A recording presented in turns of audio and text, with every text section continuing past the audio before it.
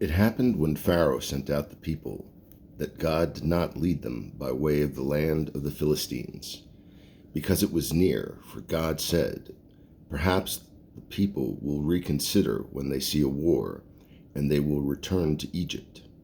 So God turned the people toward the way of the wilderness, to the Sea of Reeds. The children of Israel were armed when they went up from Egypt. Moses took the bones of Joseph with him, for he had firmly adjured the children of Israel, saying, "God will surely remember you, and you shall bring up my bones from here with you." They sojourned from Sukkot and encamped in Etham, at the edge of the wilderness. Hashem went before them by day in a pillar of cloud to lead them on the way, and by night in a pillar of fire to give them light, so that they could travel day and night. He did not remove the pillar of cloud by day and the pillar of fire by night from before the people. Hashem spoke to Moses, saying, "Speak to the children of Israel, and let them turn back and encamp before Pith-Hitharoth, between Migdol and the sea. Before Baal-Zephon you shall encamp opposite it by the sea. Pharaoh will say of the children of Israel, 'They are imprisoned in the land. The wilderness has locked them in.' I shall strengthen the heart of Pharaoh, and he will pursue them, and I will be glorified through Pharaoh and his entire army, and Egypt will know that I am Hashem." And so they did. It was told to the king of Egypt that the people had fled, and that the heart of Pharaoh and his servants became transformed regarding the people. And they said, "What is this that we have done, that we have sent away Israel from serving us?" He harnessed his chariot and attracted his people with him. He took 600 elite chariots and all the chariots of Egypt, with officers on them all. Hashem strengthened the heart of Pharaoh, king of Egypt, and he pursued the children of Israel. And the children of Israel were going out with an upraised arm. Egypt pursued them and overtook them, and camped by the sea, all the horses and chariots of Pharaoh, and his horsemen and army, by Pi-Hahiroth, before Baal-Zephon. Pharaoh approached. The children of Israel raised their eyes, and behold, Egypt was journeying after them, and they were very frightened. The children of Israel cried out to Hashem. They said to Moses, "Were there no graves in Egypt, that you took us to die in the wilderness? What is this that you have done to us to take us out of Egypt? Is this not the statement that we made to you in Egypt, saying, 'Let us be, and we will serve Egypt'? For it is better that we should serve Egypt than we should die in the wilderness." Moses said to the people, "Do not fear, stand fast, and see the salvation of Hashem that he will perform for you today. For as you have seen Egypt today, you shall not see them ever again. Hashem shall make war for you, and you shall remain silent." Hashem said to Moses, "Why do you cry out to me? Speak to the children of Israel, and let them journey forth. And you lift up your staff, and stretch out your arm over the sea, and split it. And the children of Israel shall come into the midst of the sea on dry land. And I, behold, I shall strengthen the heart of Egypt, and they will come after them, and I will be glorified through Pharaoh and through his entire army, through his chariots and through his horsemen. Egypt will know that I am Hashem, when I glorified through Pharaoh his chariots and his horsemen."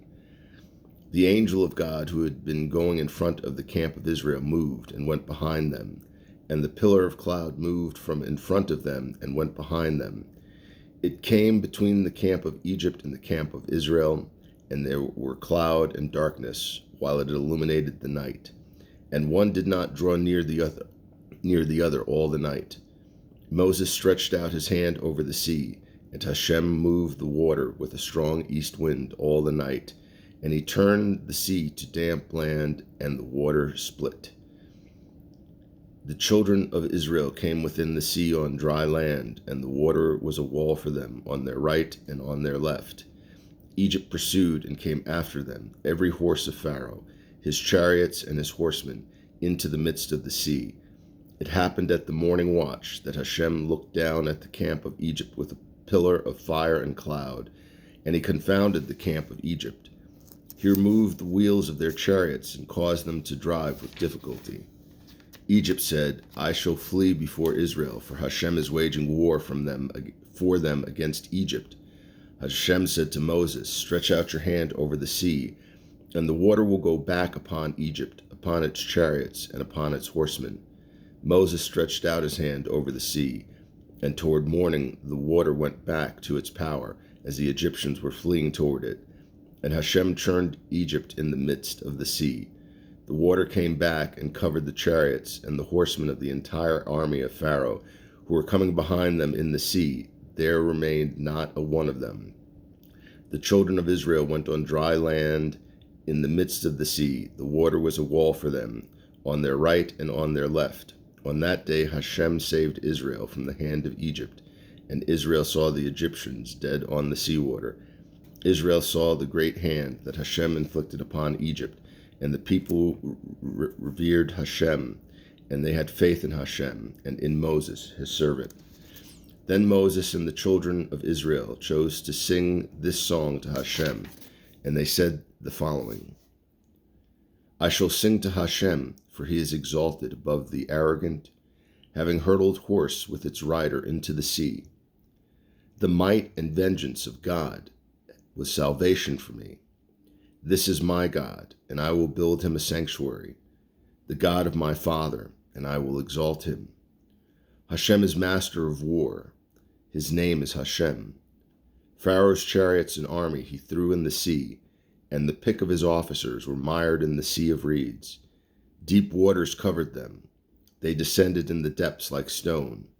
Your right hand, Hashem, is glorified with strength. Your right hand, Hashem, smashes the enemy. In your abundant grandeur, you shatter your opponents. You send forth your wrath. It consumes them like straw.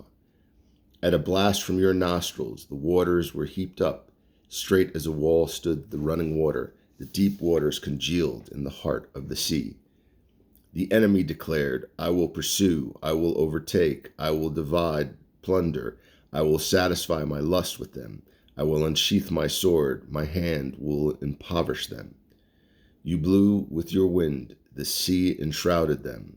The mighty sank like lead in water. Who is like you among the heavenly powers, Hashem? Who is like you, mighty in holiness, too awesome for praise, doer of wonders?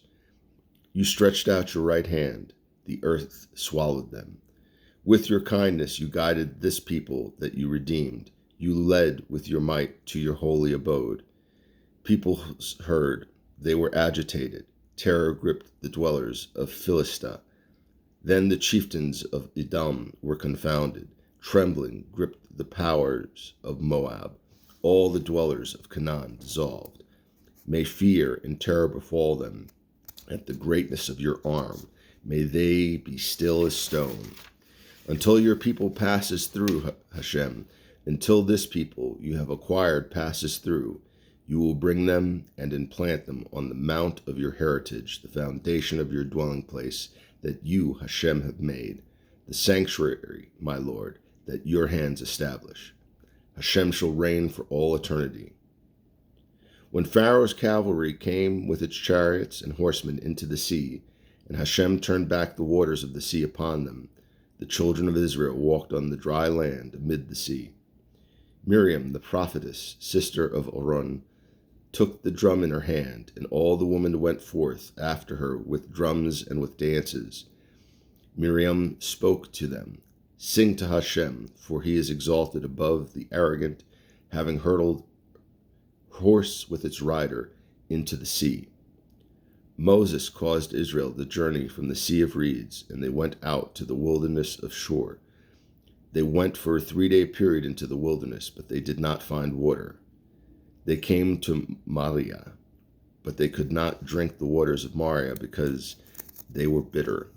Therefore they called its name Mariah. The people complained against Moses, saying, What shall we drink?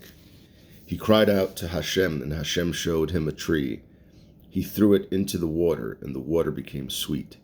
There he established for the nation a decree and an ordinance, and there he tested it. He said, If you hearken diligently to the voice of Hashem, your God, and do what is just in his eyes, give ear to his commandments and observe all his decrees, then any of the diseases that I place in Egypt I will not bring upon you, for I am Hashem, your healer. They arrived at Elim, where there were 12 springs of water and 70 date palms. They encamped there by the water. They journeyed from Elim, and the entire assembly of the children of Israel arrived at the wilderness of Sin, which is between Elim and Sinai, on the 15th day of the second month from their departure from the land of Egypt. The entire assembly of the children of Israel complained against Moses and Aaron in the wilderness. The children of Israel said to them, "If only we had died by the hand of Hashem in the land of Egypt, as we sat by the pot of meat, where we ate bread to satiety. For you have taken us out to this wilderness to kill this entire congregation by famine." Hashem said to Moses, "Behold, I shall rain down for you food from heaven. Let the people go out and pick each day's portion on its day, so that I can test them whether they will follow my teaching or not. And it shall be on the 6th day, when they prepare what they bring, it will be double what they pick every day." Moses and Aaron said to all the children of Israel, "In the evening you shall know that Hashem took you out of the land of Egypt, and in the morning you will see the glory of Hashem, that he has heard your complaints against Hashem. For what are we that you should incite complaints against us?" And Moses said, "When in the evening Hashem gives you meat to eat and bread to satiety in the morning, as Hashem hears your complaints that you complain against him, for what are we? Not against us are your complaints, but against Hashem." Moses said to Aaron, "Say to the entire assembly of the children of Israel, approach the presence of Hashem, for he has heard your complaints." When Aaron spoke to the entire assembly of the children of Israel, they turned to the wilderness, and behold, the glory of Hashem appeared in a cloud. Hashem spoke to Moses, saying, "I have heard the complaints of the children of Israel. Speak to them, saying, in the afternoon you shall eat meat, and in the morning you shall be satiated with bread, and you shall know that I am Hashem, your God." It was toward evening that the quail ascended and covered the camp, and in the morning there was a layer of dew around the camp. The layer of dew ascended, and behold, upon the surface of the wilderness was something thin, exposed, thin as frost on the earth. The children of Israel saw and said to one another, "It is food," for they did not know what it was. Moses said to them, "This is the food that Hashem has given for your eating. This is the thing that Hashem has commanded. Gather from it, for every man according to what he eats, an omer per person, according to the number of your people, everyone according to whomever is in his tent shall you take." The children of Israel did so, and they gathered, whoever took more and whoever took less. They measured in an omer, and whoever took more had nothing extra, and whoever took less was not lacking. Everyone according to what he eats had they gathered. Moses said to them, "No man may leave over from it until morning." But they did not obey Moses, and people left it over from it until morning, and it became infested with worms, and it stank. And Moses became angry with them. They gathered it morning by morning, every man according to what he eats. And when the sun grew hot, it melted. It happened on the 6th day that they gathered a double portion of food, 2 omers for each. And all the princes of the assembly came and told Moses. He said to them, "This is what Hashem had spoken. Tomorrow is a rest day, a holy Sabbath to Hashem. Bake what you wish to bake, and cook what you wish to cook, and whatever is left over, put away for yourselves as a safekeeping until the morning." Then put it away until morning, as Moses had commanded. They put it away until morning, as Moses had commanded. It did not stink, and there was no infestation in it. Moses said, "Eat it today, for today is a Sabbath for Hashem. Today you shall not find it in the field. 6 days shall you gather it, but the 7th day is a Sabbath. On it there will be none." It happened on the 7th day that some of the people went out to gather, and they did not find. Hashem said to Moses, "How long will you refuse to observe my commandments and my teachings? See that Hashem has given you the Sabbath. That is why he gives you on the 6th day a 2-day portion of bread. Let every man remain in his place. Let no man leave his place on the 7th day. The people rested on the 7th day. The house of Israel called it manna. It was like coriander seed. It was white, and it tasted like a cake fried in honey. Moses said, "This is the thing that Hashem has commanded. A full omer of it shall be a safekeeping for your generations, so that they will see the food with which I fed you in the wilderness when I took you out of Egypt." Moses said to Aaron, "Take 1 jar and put a full omer of manna into it. Place it before Hashem for safekeeping for your generations." As Hashem had commanded Moses, Aaron placed it before the ark of testimony for safekeeping.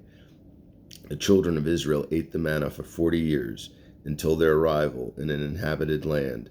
They ate the manna until their arrival at the border of the land of Canaan. The omer is 1/10 of an ephah. The entire assembly of the children of Israel journeyed from the wilderness of Sin to their journeys according to the word of Hashem.